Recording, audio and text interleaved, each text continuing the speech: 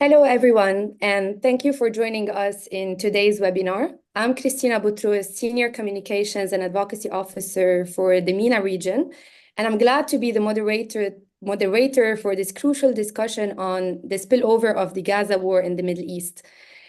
As we all know, for the past 5 months, the war in Gaza has sent shockwaves throughout the Middle East. Recent weeks have seen serious escalation along the Israeli-Lebanese border, attacks involving non-state actors and US forces in Syria and Iraq, attacks on shipping in the Red Sea, and mounting pressure on Egypt and Jordan. The risk of a direct confrontation between Iran and the US is also becoming more and more significant. Our panel of experts from Crisis Group will provide today a comprehensive 360-degree view of the situation by sharing the latest observations from the region, discussing the shifting motives and interests of the axis of resistance, and finally share recommendations for de-escalation and containment. On our panel today, we have Heiko Wimmen, Project Director for Iraq, Syria, and Lebanon, Lahib Higel, Senior Analyst for Iraq, Ahmed Nagi, Senior Analyst for Yemen, and Ali Vaez, Senior Advisor to the President and Project Director for Iran, who's a bit late and will join us in a few minutes. Our event format will consist of a moderated discussion of 50 to 55 minutes, and then it will be followed by a 30 minutes Q&A session. So please feel free to submit your questions through the Q&A box, which you will see at the bottom. Please state your name and the affiliation, and kindly keep your question as short and as straightforward as possible to make it easier for the panelists to answer clearly. I'd like to also remind you that today's session will be recorded and it will be live streamed on Crisis Group YouTube channel as well. Now we'll start with the first part of our discussion, and I will start with Heiko on Lebanon. Hello, Heiko. So we are seeing daily clashes on the Israeli-Lebanese border since the 7th of October, and specifically the past few weeks have witnessed the most serious incidents on each side during this round of conflict. What are your latest observations from Lebanon, and what do you think are the implications of this escalation? Okay, thanks, Christina. So I think the most important thing to say up front is that what we've seen over the past 4 months, almost 5, I think it should be now, is a gradual, very slow expansion of the initial tit-for-tat along the border, which in the beginning was limited to like a narrow strip of land, 2, 3, 5 kilometers on both sides of the border. And yes, thanks, Teresa, giving us this map. So this is what this looks like now, and this is actually a map which is being created, constantly updated by the Washington Institute for Near East Policy. And what you see here is attacks. And you see the yellow attacks are Hezbollah attacks on Israeli positions in Israeli territory, and the blue pins are Israeli attacks. And you can see that by now these attacks go up as far, these blue pins on the Israeli side, or rather the Israeli attacks on the Lebanese side, the blue pins go up all the way to Beirut. One attack that was in early January, that was the killing of Salah al-Aoui, the senior Hamas operative. And now we also have a pin in Baalbek, in the Beqa, which is the furthest strike into Lebanon that Israel has conducted so far. We see that the Hezbollah attacks into Israel do not reach that far in terms of territory. And this is pretty much the pattern. You have an expanding theater of war. The intensity of the conflict has increased over time, and yet both sides are clearly intent on avoiding that this flies off the hook. Both sides are intent of avoiding an all-out war, avoiding a cycle of escalation that could spin out of control. For rather obvious reasons, I think we can say, which is that from the Israeli side, it's a very simple tactical consideration. It's never a good idea if you are in a war to open a second front. You don't want to fight on second fronts. That holds anywhere. From Hezbollah's side, I mean, there is, of course, they are, of course, very conscious what a war would mean, the degree of destruction that it would mean. It's plain for anybody to see in Gaza. But also, the assets that Hezbollah has built up over years with the Iranian help are far more important, far more precious in their calculations than having them burned on the altar of an Hamas operation that they were not consulted about. And they have said that explicitly to us. Hamas did not ask us when they planned this, when they decided to do this. They did not ask us, they did not ask our permission or opinion whether that was a good moment or a good idea to begin with. And hence, we support them, we do what we can, but by our calculations, according to our strategic priorities. So the pattern is there's a tit for tat between the two sides. There is a clear attempt to keep it limited. Every time the Israelis expand their operations, and it's the Israeli side here that is the one that expands operations. Yeah. Every time that happens, Hezbollah retaliates, also expands their retaliation, but minus X. So whatever is the Israeli escalation is, counter-escalation remains less than this, which shows that they have no interest in turning the screw or turning this into a cycle of escalation. Now that would be, that's the good news. The not so good news is the map that you have seen. Maybe we can see it again. But the blue pins that keep creeping north and the yellow pins that keep creeping south, the bigger the theater becomes, the more hits you have. The bigger the chance or the bigger the danger, of course, that at some point you hit something that you did not mean to hit. At some point, Israel hits a building in Beirut where they have believed to have good intelligence that somebody really valuable, that a valuable target is in that building, and they're wrong. And they're wrong, intelligence is wrong, the building comes down, and instead of killing one Hamas or maybe Hezbollah operative, you kill 50 civilians. And the other way around. I think yesterday, Hamas shot about 40 missiles, rockets in the general direction of Israel. Many of these or most of these really are taken down by the Iron Dome, but one day, one may get through. One freak rocket could be enough. Hitting a building, killing again a large number of civilians, and then we are in a very different situation. Then we may have a cycle of escalation that could be very difficult to control. Stop here for a moment.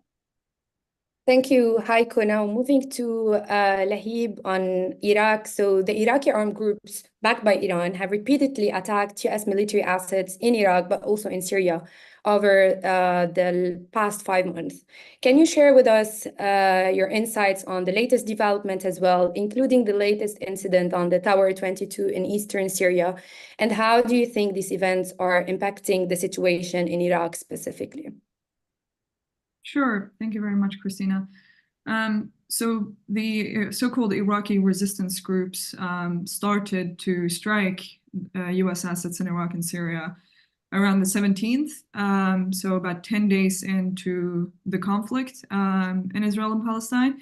And it seemed to be prompted initially by the Ahli bombing, but also as a show of solidarity to the Gazans, but also in support of Hamas, of course. So these strikes came after over a year of no strikes, especially in Iraq, where these groups have entered a unilateral truce. So it was a significant escalation for Iraqi contexts as well.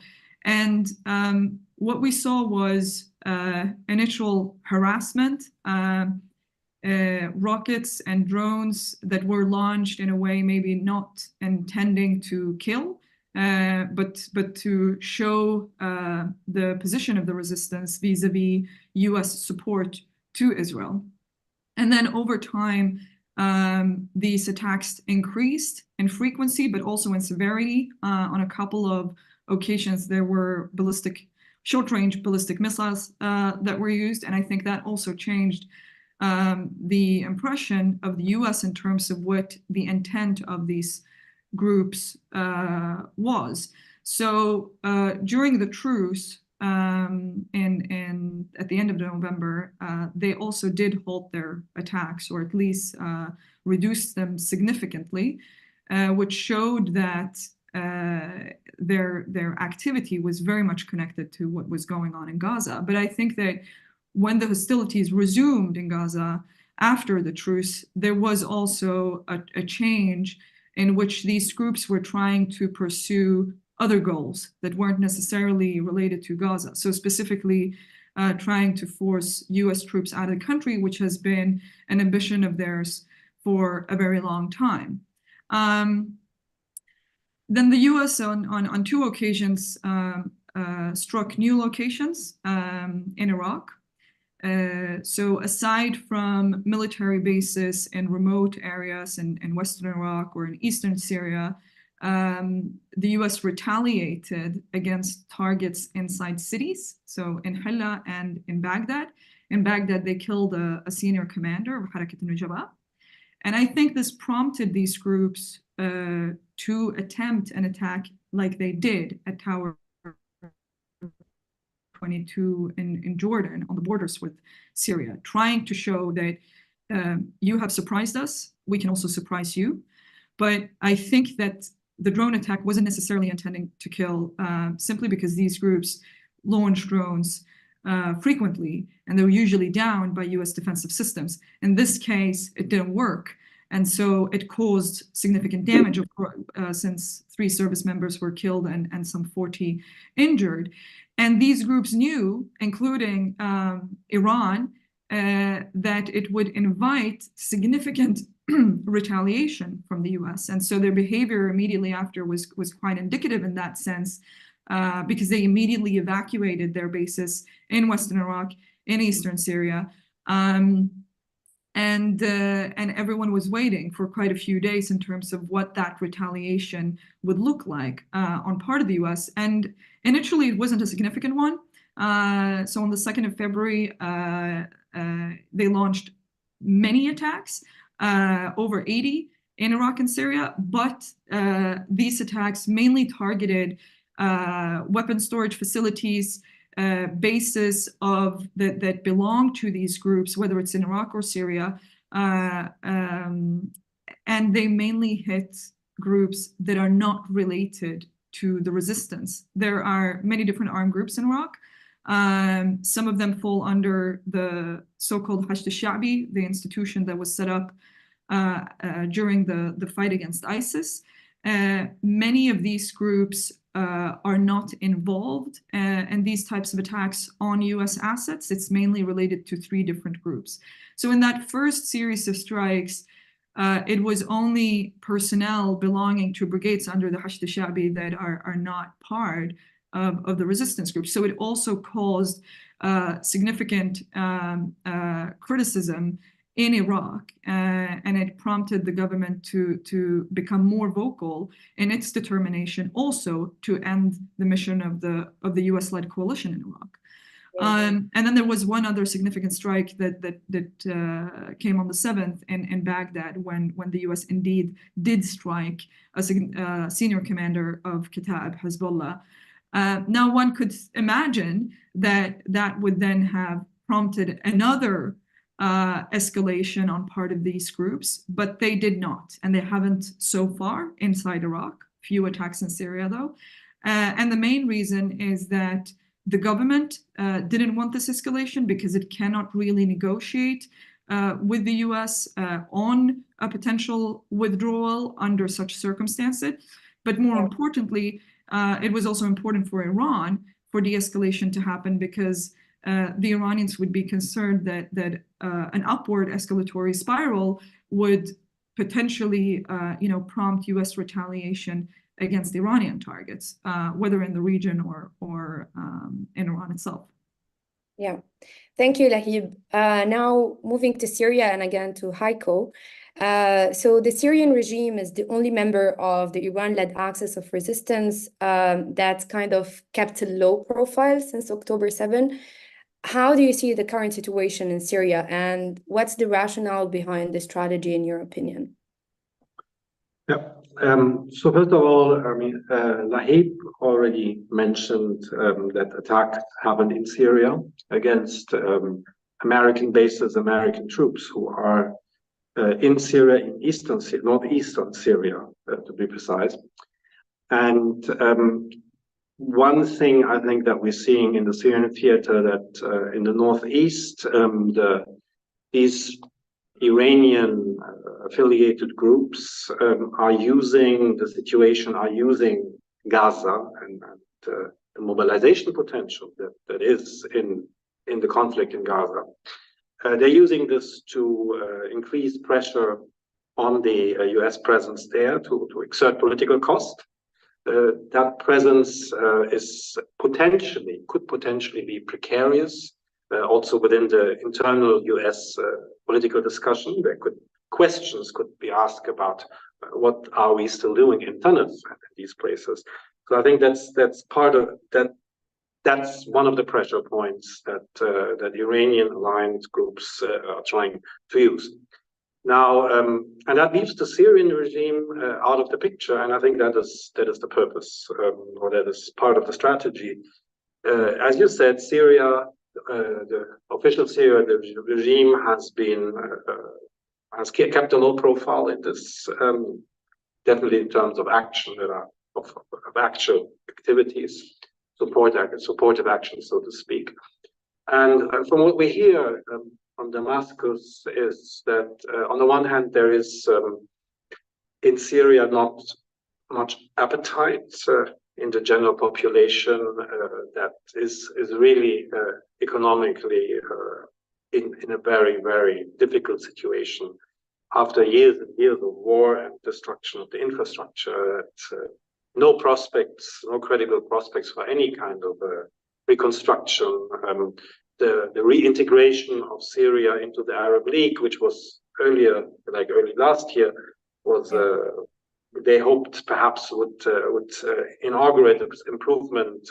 Now the Gaza seems to have fallen way down the agenda of really everybody in the Arab League. So all of that is gone, and there is really Syria really does not have any capacity to do anything here. And I think Bashar al-Assad prefers to keep his head low at this moment, really, to not be further involved. Now, also, the Israelis have been sending, again, somebody, which everybody assumes to be Israel, has continued to attack Damascus or supposed Iranian assets in and around Damascus, sometimes again up to Aleppo. I think to also additionally signal to Damascus to stay out of this. And we've asked actually Hezbollah here about this particular point and where the Syrians, where is the pillar of the resistance that is Syria in your rhetoric. And they also said, look, I mean, Syria is in a state we do not expect anything from them. We have to be fair. They simply can't do anything. They cannot bear the cost. Thank you, Heiko. Now moving to the Red Sea and Yemen. Hello, Ahmed. So the war on Gaza has led to spillover into the Red Sea as well. And we've seen the attacks of Houthis on ships linked to Israel directly or indirectly. So what are the latest updates from the Red Sea and from Yemen? And what's the impact of these ongoing attacks? Well, so we are seeing growing escalation in the Red Sea and the Gulf of Aden.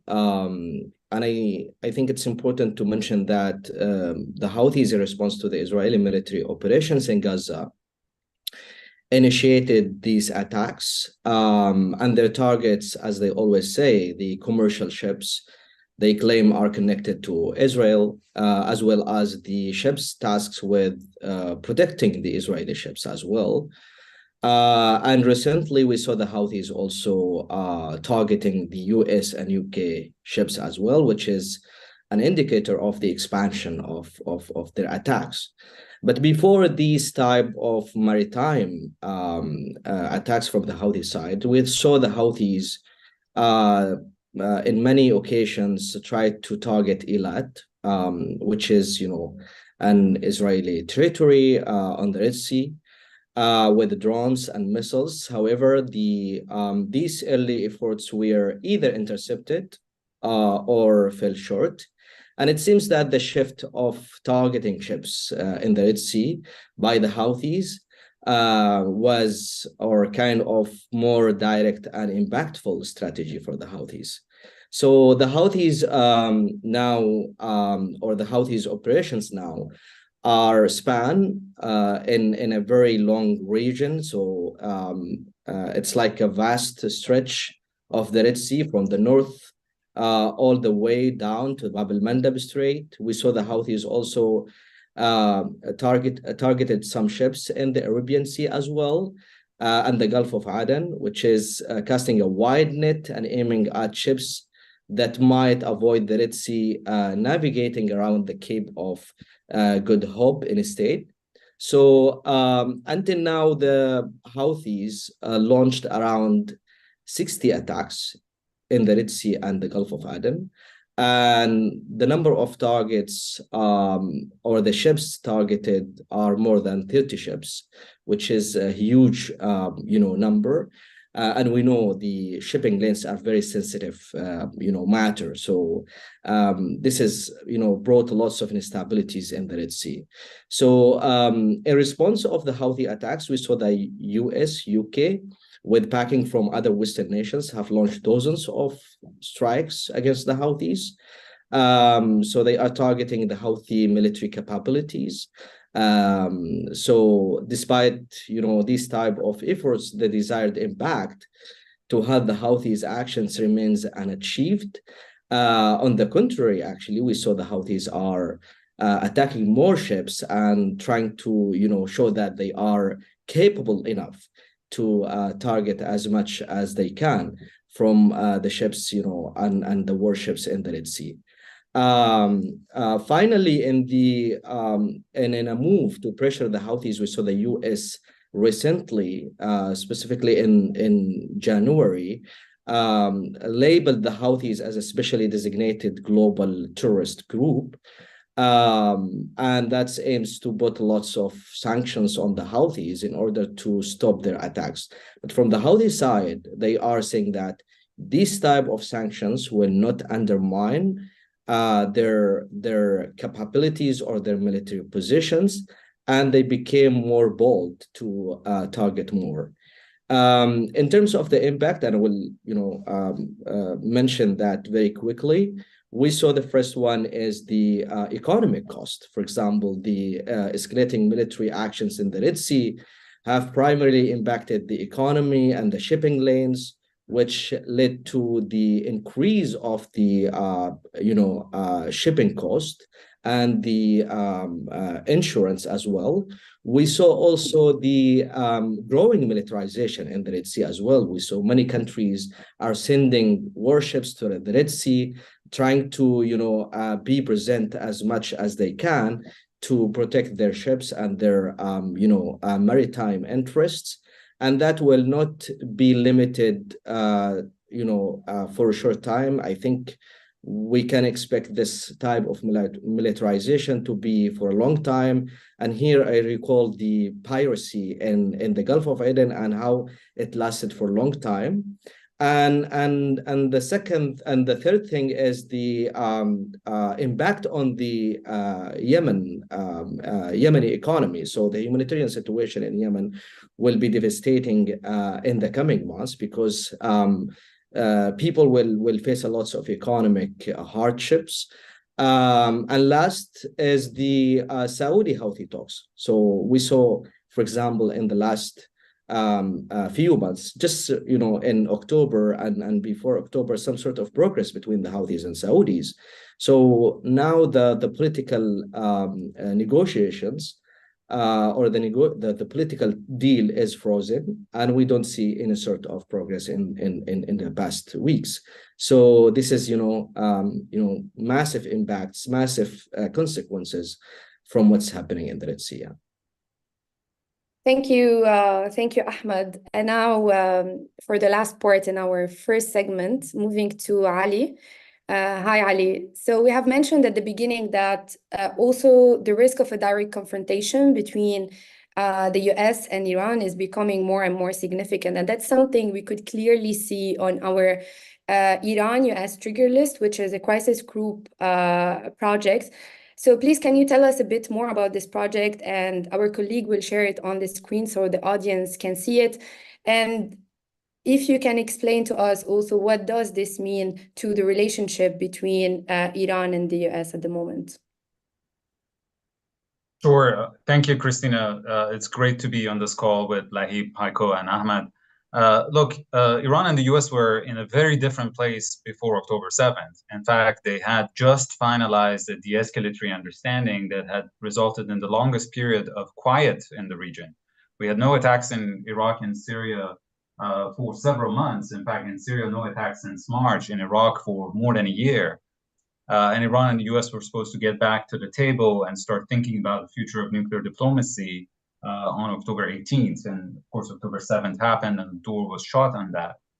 And we are now in a situation that, as my colleagues have discussed, we are seeing an unprecedented degree of escalation across the board in a geographic zone that really stretches all the way from the Indian Ocean to the Red Sea to the Mediterranean, with so many groups and actors involved and so much friction and so many possibilities of things getting off the rail. When we started the trigger list in 2017, at the beginning of the Trump administration, this was a moment of tension between Iran and the US, and we were worried that given the risks of escalation on the nuclear front, it could spill over into the regional dimension or vice versa. But and in fact, it turned out to be quite prescient because 2019, for instance, we saw a significant degree of tensions between the two sides. Iran and the US came pretty close to an all-out conflict multiple times. But the conflict was really limited, if you think about it, to the Gulf region, and also when the US killed Soleimani to Iraq. So the points that you see on the map, they actually had different colors because not all of them were severe and critical. Now, as you see, almost everything is flashing bright red, which is indicative of how bad things are and how high the risks are. But I want to talk about one piece of good news and two pieces of bad news. And of course, working for a crisis group, that's the right ratio for us. The good news is that a certain degree of de-escalation happens just by default, because neither Iran nor the US want expansion of this conflict, want an all-out war.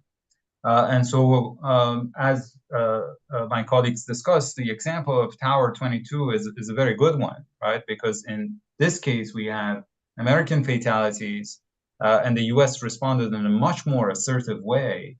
And yet we did not end up in a direct confrontation between the two sides. And that's a good thing, that because Iran and the US are reluctant to escalate further without even negotiations, which at the moment is really not happening. There's really no diplomacy between the two sides in the real sense of the word. We can at least contain the tensions, right? So that's the good news. But the bad news, starting here, the first one, is that the reason we could contain the crisis in Iraq and Syria after what happened in Jordan was because Iran had more control over its allies in Iraq than is the case with the Houthis, for example. And Ahmed knows better than anybody else, the Houthis are not really a proxy of Iran.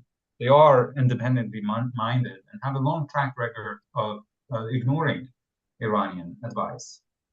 Same, I would say, applies to Israel, that the US cannot really control Israel's actions. And so there are actors on the stage who could be considered wild cards and could do things that could result in tensions spiraling out of control.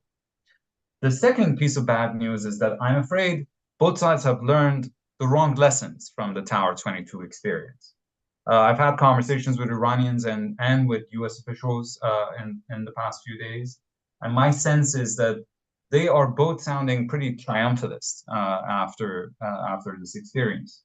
Of course, we've had now a few weeks of no attacks in Iraq, and the US has concluded that its forceful response to the Tower 22 incident has worked. Therefore, this is the way to deal with Iranian operations in the gray zone, to respond each time that there are casualties or fatalities with a significant degree of escalation. Even some US officials are thinking why they didn't do this earlier. And of course, as you know, in Washington, there are a lot of people who want the US to go even further and target Iran on its own soil. And I'm afraid the next time something like this happens, the US would probably go up a notch in terms of escalation because it believes that this kind of approach works and Iran will back up. And if you talk to the Iranians, it's almost a mirror image. They believe that the US responded not against them, but against targets that were actually not that important to them. The 85 targets in Iraq and Syria were not that significant. And yes, killing of Abu Bakr in Baghdad was important. But as we saw with Soleimani's killing, from the Iranian perspective, this is not really setting back the Axis's deterrence capabilities. And so they too seem to have concluded that the US is so reluctant to enter into the fray in a serious way that in case of future need of escalation, the cost would still be minimal for them. Yeah. And I think in that mismatch in understanding of what really happened, there are significant risks because let's be honest, this is not over. We might get a temporary ceasefire in the coming days, but it is quite possible that at some point Israel will resume the conflict and will do an invasion of Rafah, which would result in deepening of the humanitarian disaster that is happening there. And that by definition means that the attacks in Iraq and Syria will resume with the risk of more fatalities. And again, with this miscalculation that I talked about, much likelier to occur than not. Thank you so much, Ali. Heiko, so going back to Hezbollah, how Hezbollah has framed its cross-border attacks since the beginning of the war in Gaza, how are they balancing between their national interest, the Lebanese interest, the interest of the Axis, and also their support as resistance to the Palestinian cause? Yeah, so I mean, I would say Gaza put Hezbollah in a dilemma, really. I mean, on the one hand, it's Palestine, it's Jerusalem, you know. I mean, Gaza, of course, as part of Palestine, Jerusalem as the Holy Grail, so to speak, of resistance. It's simply, ideologically speaking, thinking about their discourse to their followers, it wasn't possible for them to stay out of this, on the one hand. On the other hand, risking a war, risking massive destruction of Lebanon for the sake of Hamas is something that is definitely not popular outside the Hezbollah core constituency. So, and even within the Hezbollah core constituency, it requires difficult massive messaging and a lot of work to keep people on board and communicate the need to bear the cost. Don't forget, there are already maybe up to 100,000, maybe more, displaced from South Lebanon as well. So, and significant cost, and mostly the Hezbollah core community is bearing. So how do they square that circle or solve that dilemma? Well, one thing was they would tell those people, those parts of their constituencies who wanted a very forceful intervention, they would tell them, well, we're doing a lot, actually. We're doing more than anybody else, really. And we are inflicting cost on the Israelis. We are tying up troops here at the border, troops that would otherwise be in Gaza.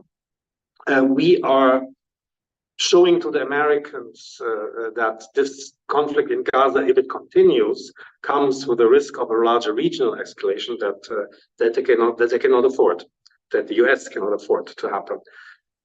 And in the other direction, they try to send the message, well, this is actually about defending not Palestine or Hamas, but it's about defending Lebanon in the first place. And this discourse has developed over time, and it's become very clear in one of Nasrallah's recent speeches, where he basically said the Lebanese interest is that Israel emerges from this conflict defeated or weakened. Because if Israel emerges out of this conflict with confidence, with the conclusion, well, we can do this, we smashed Hamas into pieces, we got rid of this problem, then they will become assertive and even more assertive, even more aggressive, and they will start thinking of, well, what we did with Hamas, we can do it as well. While if they emerge weakened and full of doubt and basically realize that their military capacity is cannot solve problems, then we're safe. And Lebanon is safe from Israeli aggression. And this ties in with the discourse, with Hezbollah's discourse, that Israel will always be coveting Lebanese water, Lebanese soil, that Israel will always have an aggressive position vis-a-vis Lebanon, and that resonates specifically about the Hezbollah core community, but also about among other communities who have experienced multiple Israeli invasions and occupation over the past decades. Thanks, Heiko. Same question actually to Lahib on what do you think are the strategic calculations, but for the Iraqi armed groups supported by Iran? Thanks, Christina. So I think two main things to start with. These groups that comprise now this so-called Islamic resistance of Iraq are Kitab Hezbollah, Harakat al-Nujaba, and Kitab Sayyid al-Shuhada mainly. These are only three of a plethora of groups, armed groups in Iraq that fought ISIS. What sets them apart from the other groups, I would say, is that they have a very clear transnational side to their rationale.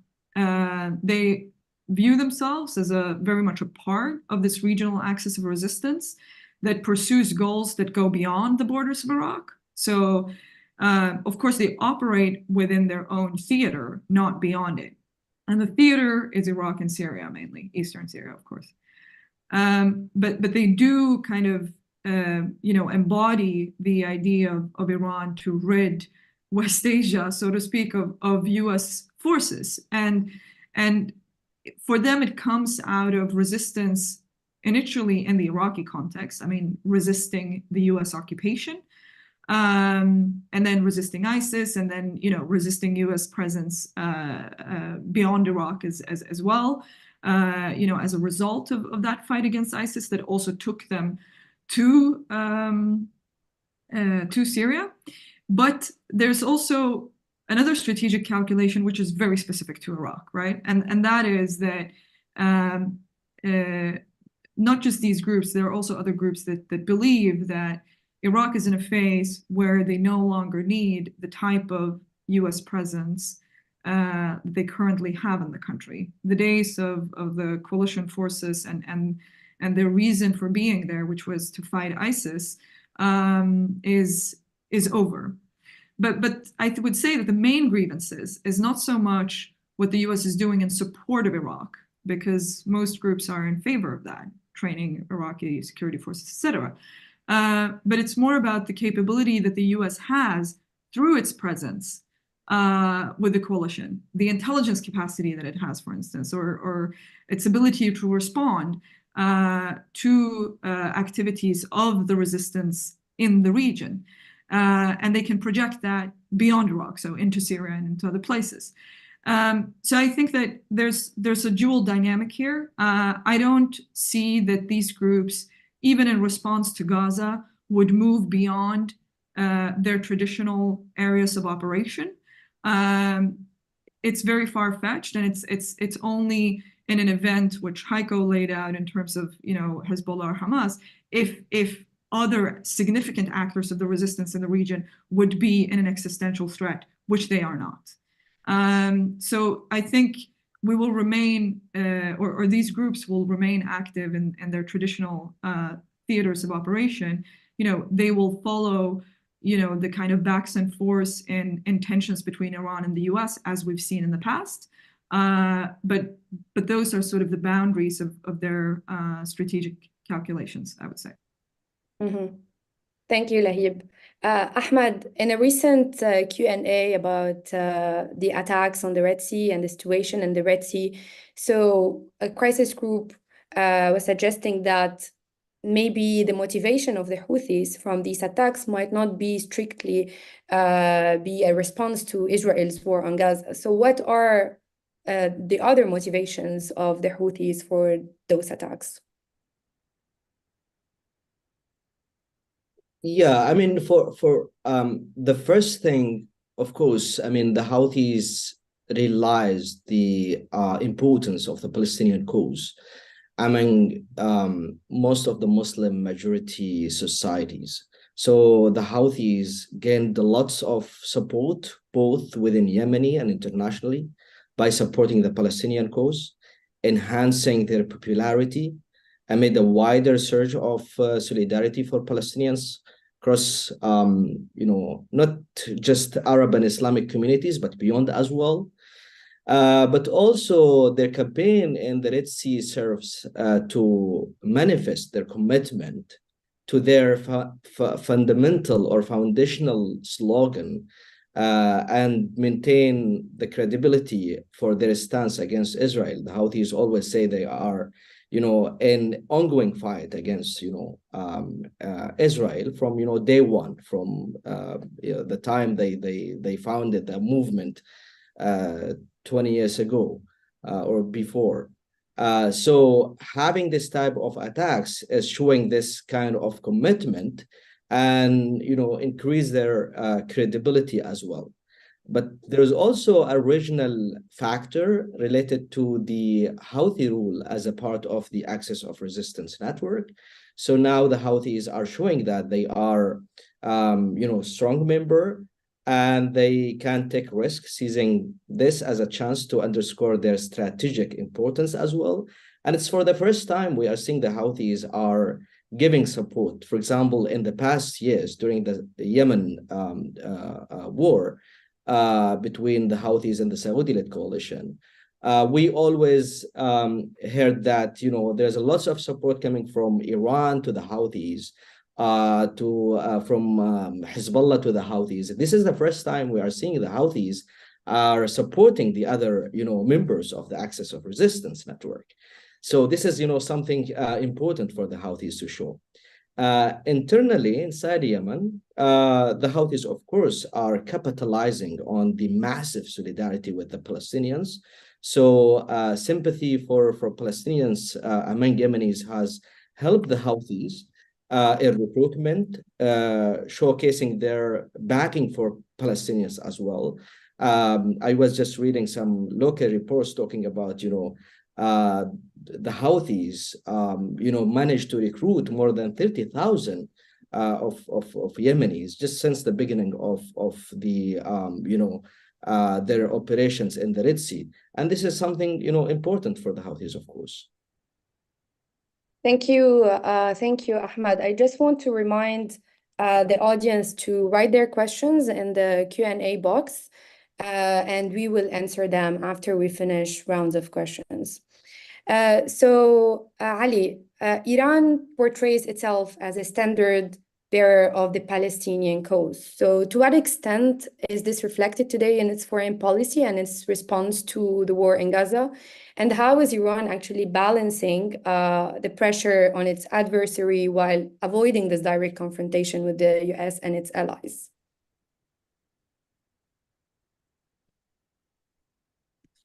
So Iran faces similar challenges to other members of the Axis of Resistance in the sense that the Palestinian cause is simultaneously a necessity for Iran and also a liability, in the sense that, as a Persian nation among Arabs and Turks and as a Shia nation among Sunnis, Iran has not a lot of options for being able to project power beyond its borders, other than picking up a cause that allows it to transcend its inherent limitations. And the Palestinian cause is precisely the cause that Iran picked up in the 1980s to create this network of partners and proxies around the region.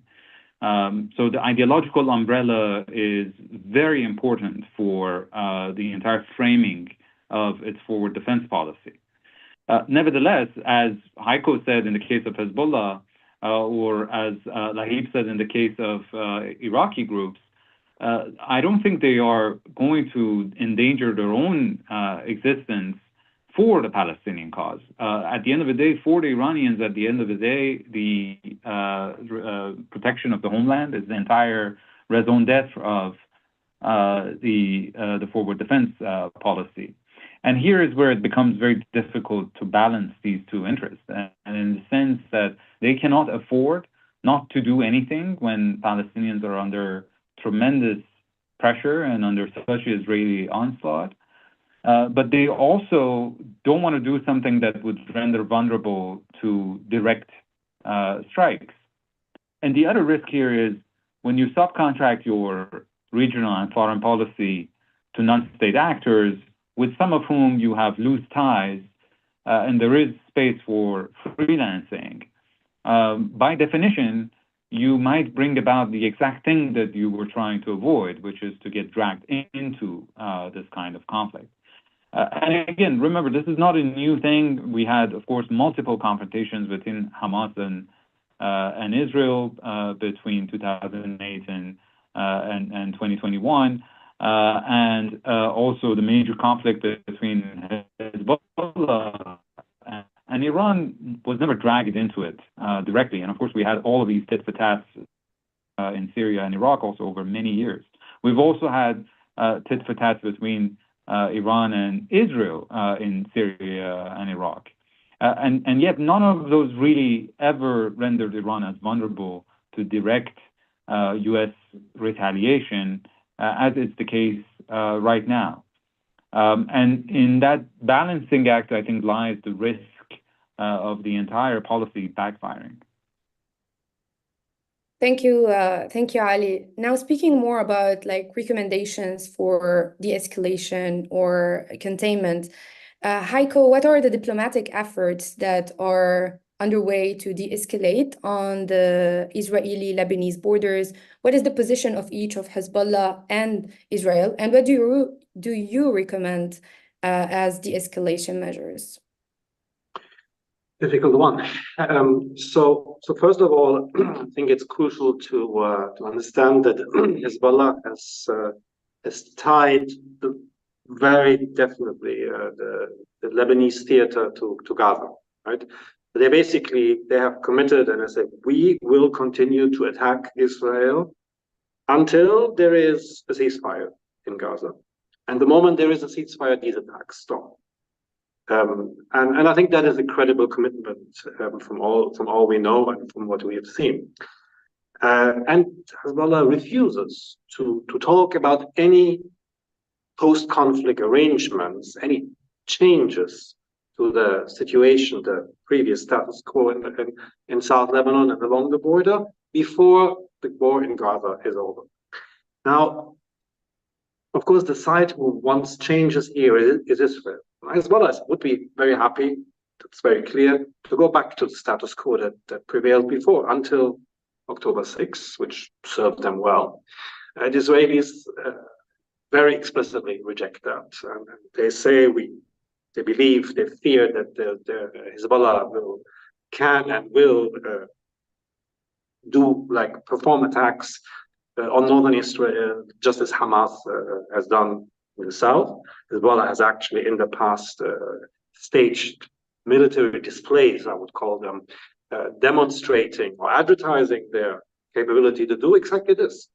So, and the Israelis hence are pushing, asking to have Hezbollah pushed away from the border, have a situation where there's no Hezbollah presence along the border in any shape or form, and that would be a change to the status quo, because before October 7, Hezbollah was present in these areas, not always visible, but their presence was known, and they were increasingly more outspoken about it.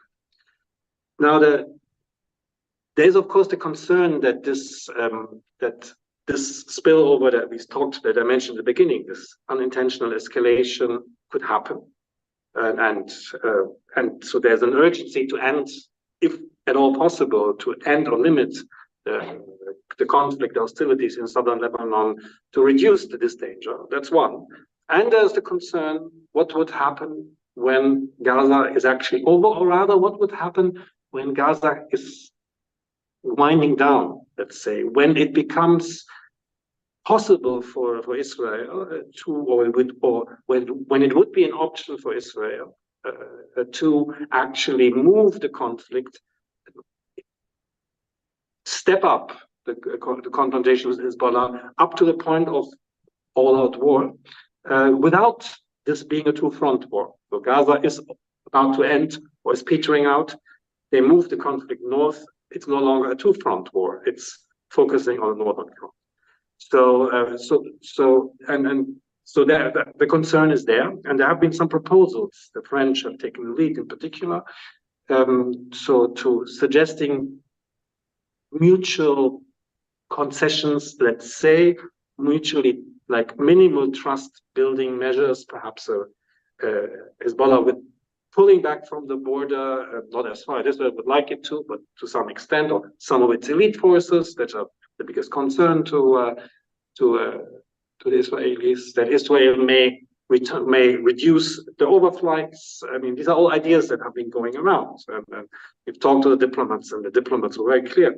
There has to be something in the basket for both sides. So what exactly that would be is still not clear, but it would be a limited step towards just calming down the situation, not a comprehensive agreement. Comprehensive agreement, comprehensive security solution along the border will certainly take a lot more time. Thanks, Heiko. On Iraq, so Lahib, Iraq condemns the US strikes as a violation of sovereignty while also negotiating the withdrawal of international forces. How do you see Iraq can actually balance maintaining its sovereignty while addressing the security concerns and this cooperation with the US against ISIS? Those are a lot of questions. I will pick on a few. So and to tie it to the conversation here, right? I think that as Ali described earlier, we've actually kind of hit a ceiling now, and that is the positive news here. So the main actors involved here, US, Iran, and to some degree the Iraqi groups themselves, because they do have space for their own decisions, although they are, very much sensitive to, let's see, Iranian red lines, even if they don't necessarily always take their cues from Iran on specific attacks. I think that there is now space for diplomacy, and that is what's important for Iraq, but also for the stability of its neighboring countries, of course. And I think that if this kind of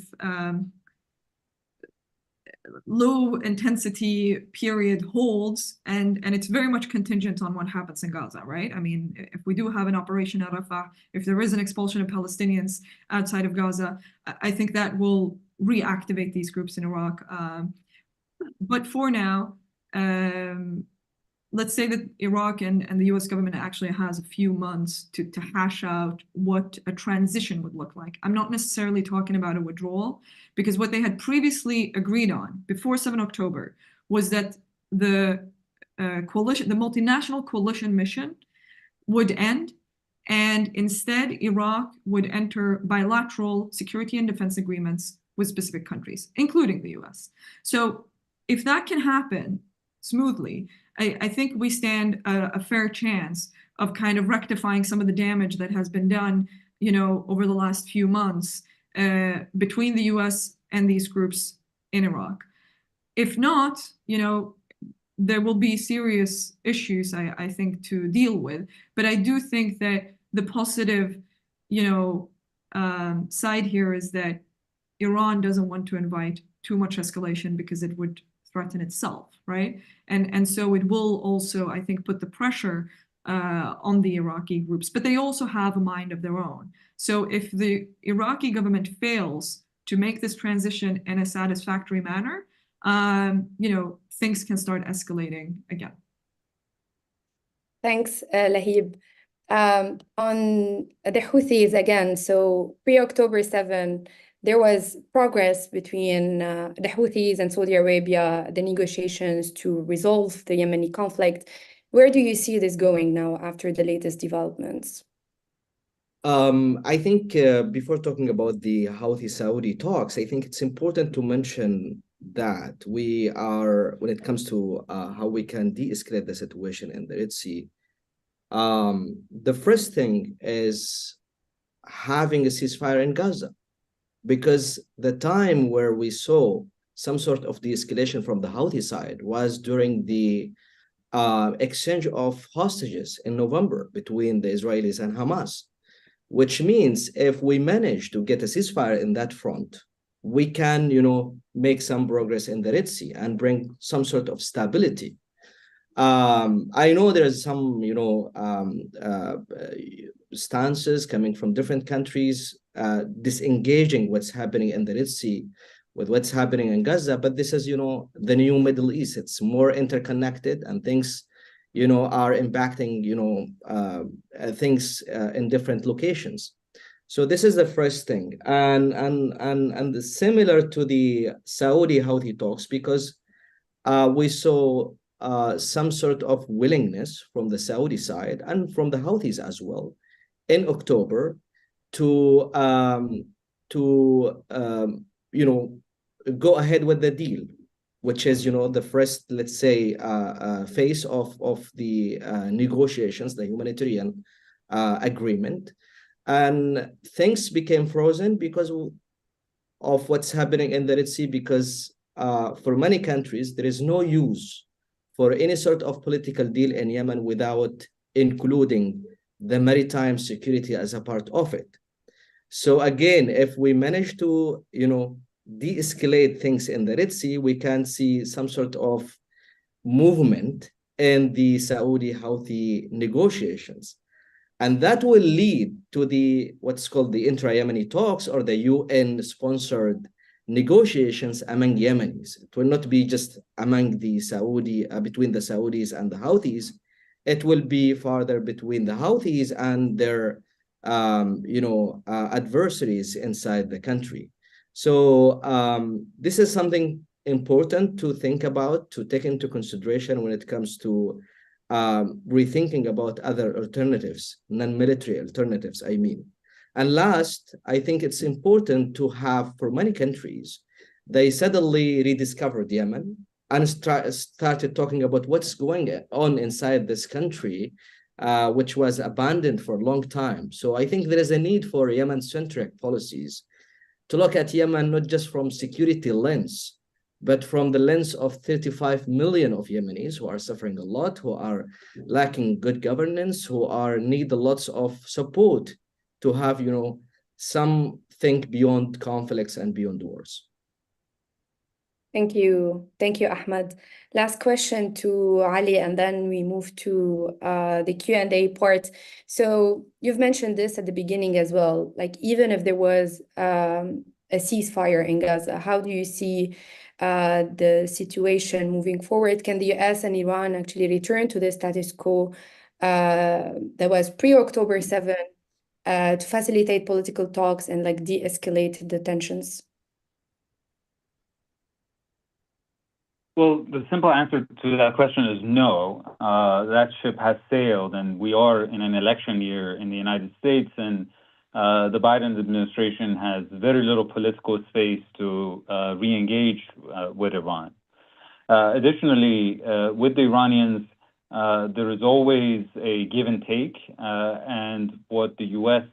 Had offered during the escalatory understanding was the kind of economic reprieve and allowing Iran to access its frozen assets that, again, in an election year is very unlikely to imagine. There's very limited degree of exchanges between Iran and the U.S., direct and indirect at this moment, which really boils down to exchanges of warnings. There is no real negotiation about how to get back to the designs that it had in mind prior to October 7th, which even then were pretty modest in terms of ambitions. The idea was to keep a lid on the situation until there is more political space if President Biden is reelected. So under the current circumstances, the best scenario that one can imagine is what I said in the beginning, is that even without that kind of give and take, just out of pure interest, both sides would try to remain below each other's red lines until there is more clarity about the future of the presidency in the United States. But into that, Christina, I think there's another issue that is often overlooked in the fog of war that we now have in the region, and that's the reality that Iran's nuclear program is advancing at a very high pace, and Iran is closer than ever to the nuclear weapons threshold. So one thing that one has to remember with rumors about Israel considering starting a new front in the north, as Heiko was discussing, is that anything that at the end of the day significantly diminishes the deterrence capabilities of the axis of resistance, which is Iran's, as I said, core to Iran's national security strategy, would likely push Iran to think about how to compensate the loss of regional deterrence. And when you're so close to the possibility of having the ultimate deterrent, which is nuclear weapons, I think both Israel and the U.S. could face a much bigger challenge. Indeed, if these crises and tensions continue, and we end up in a position that in the middle of these conflicts in the region and beyond, of course, there is also Ukraine that is outside of our realm of expertise, that you would also have a major non-proliferation crisis in the Middle East. Yeah, thanks, Ali. Two follow-up questions from the Q&A box, one from Barbara Slavin. So she's asking, how do you see Iran playing the nuclear card? So if you can elaborate a bit more on that. And another related question from Harry Hakopian, do we have any clear indication of where the Iran nuclear proliferation stands now? Well, to start with the last, as I said, you look at IAEA's recent reports, Iran has enough highly enriched nuclear material above 20% for 6 nuclear warheads if it wanted to enrich them further and move towards weaponization.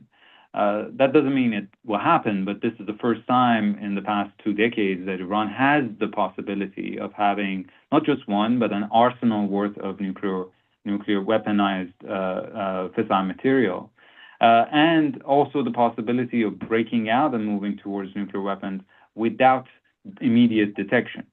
So that's a major risk. And in the fog of war, again, there is the possibility that Iran, at a certain point, if it feels more threatened because of the regional situation, would decide to move in that direction. The problem that we have right now is that because there is no space, there is no bandwidth, nobody is even thinking about a way forward, because all the previous framework for addressing this issue have also become irrelevant with time. Of course, the world powers are not where they were 10 years ago when we were in the midst of nuclear negotiations. Russia and China are no longer on board with the rest of the P5+1, and also the prospect of delivering Iran effective and sustainable sanctions relief is also completely unrealistic.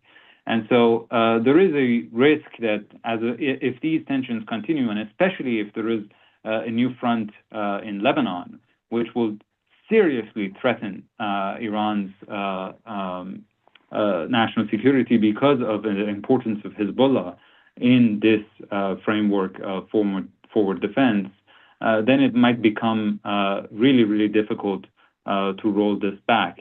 And I apologize, I forgot what Barbara's question was. So I think you answered. It's how Iran is going to use. Okay, good. Yeah, how Iran is going to use its nuclear cards. So thank you, Ali. A question to Lahib. What is the difference? What difference is there from the Iraqi government and the PMF standpoint between a US-led coalition and bilateral security agreements, including with the US?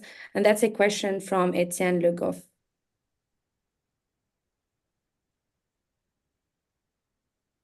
I think that from the point of view of the Iraqis, it's the infrastructure that came with the coalition forces that they want to see transformed into a bilateral relationship that they can shape themselves more. So actually request, what the needs are, communicate what the needs are of the Iraqis, rather than having a coalition that is led by the US on US terms. So I think, they're trying to get to a place where a bilateral agreement is actually more balanced. The coalition, of course, was also invited by Iraq, but it was invited when Iraq was in a very tough position, having lost a third of its territory.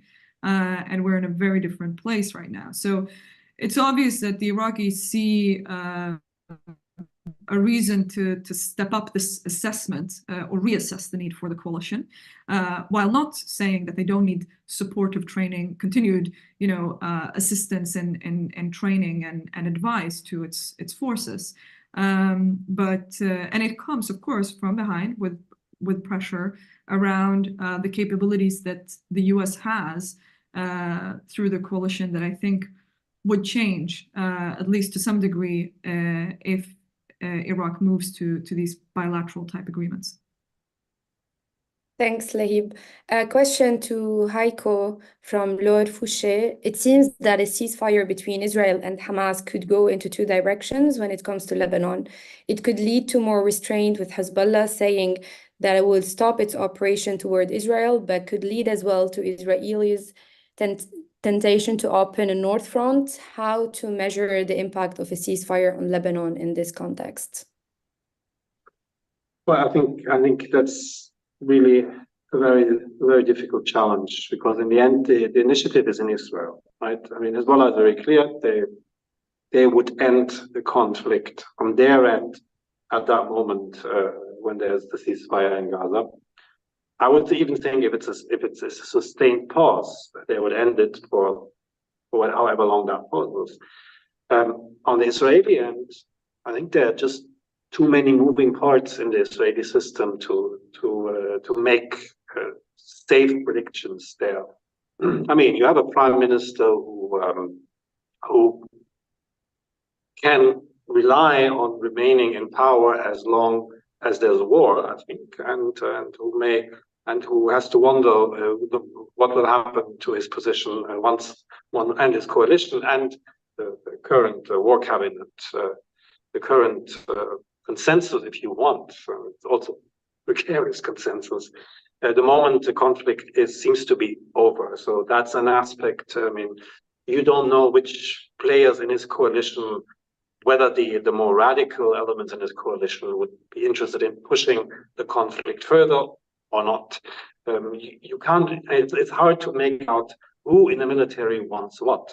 Like, I mean, our colleagues in Israel speak to people in the security sector, and you can hear many different approaches there. So, and I think it's very hard to predict how that will play out, and it could.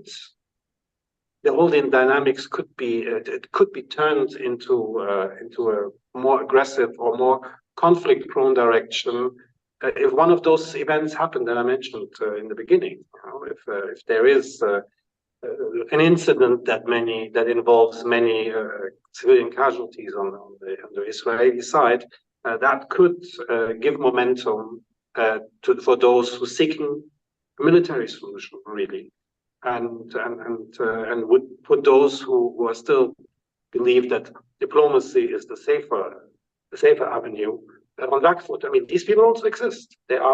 We talk to people who say actually the situation in the north is far better than it was on October 6th. We've destroyed all these Hezbollah assets. The element of surprise is gone. So if we don't really need much in terms of military action, of kinetic action to make sure that there's no threat. These different positions exist, and how they play out, I don't dare to predict. Thank you, Heiko. Ahmed, back to Yemen. As things deteriorate in Yemen, how much longer can the Houthis use the Palestinian issue to rally support domestically? And also another question, what is the effect of the escalation in the Red Sea for the roadmap to peace in Yemen? And I think you've answered this partially already. Yeah, I mean, speaking about the first issue, which is related to how the Houthis are using the Palestinian cause for domestic support, I think the Houthis from day one, as I mentioned, are using the Palestinian cause because they know there are lots of grievances and a lot of solidarity with the Palestinians. So as long as there is a Palestinian cause, they will be able to, capitalize on it. And at the same time, since what's going on in Gaza now, it's like something active conflict. So they managed to, capitalize more in recruiting, fighters and speak broadly about what's going on in Gaza. And at the same times, they also find it some sort of a way out because, as we know, before October 7th, there was a lot of pressure in the areas they control, asking the Houthis to provide public services, salaries, and the Houthis, struggled a lot to respond to that, demand. So for them, to some extent, what's happening in Gaza was, a way to tell people we are at war. So better to, postpone any sort of demands in this regard. And of course, they will continue using this as long as we have a conflict there, as I mentioned. Speaking about the ceasefire in Yemen, the whole point about the Saudi Houthi talks is to formalize the de facto truce in Yemen, to be not just a temporary truce, but to be a ceasefire. But because of the long discussions between both sides, the Houthis and Saudis, we didn't see any written agreement in the past months, but there is a lot of understandings. Since we have communications between the Houthis and the Saudis, they maintain to have this type of de facto lull on the ground. But now with what's going on in the Red Sea, maybe we will not witness escalation on the ground, knowing that both sides, the internationally recognized government and the Houthis, are sending reinforcements to the front lines. And from the internationally recognized government, they saw the Houthi attacks in the Red Sea as an opportunity to convince the international powers to support them against the Houthis. And so we are stuck in this point. And there are lots of concerns, maybe something will happen and undermine even the de facto truce inside the country. Thank you, Ahmed. And it's time to wrap up. I'd like to thank all the speakers today, Ali, Heiko, Ahmed, and Lahib. It was really an interesting discussion. Thank you for the audience also for joining us today. Our colleague shared with you in the chat our latest 360 commentary as well about the situation in the region. Please follow our website, and you can also find the recording of this webinar on our YouTube channel. Thank you so much. Thank you, Christina. Thank you. Thank you. Thanks a lot.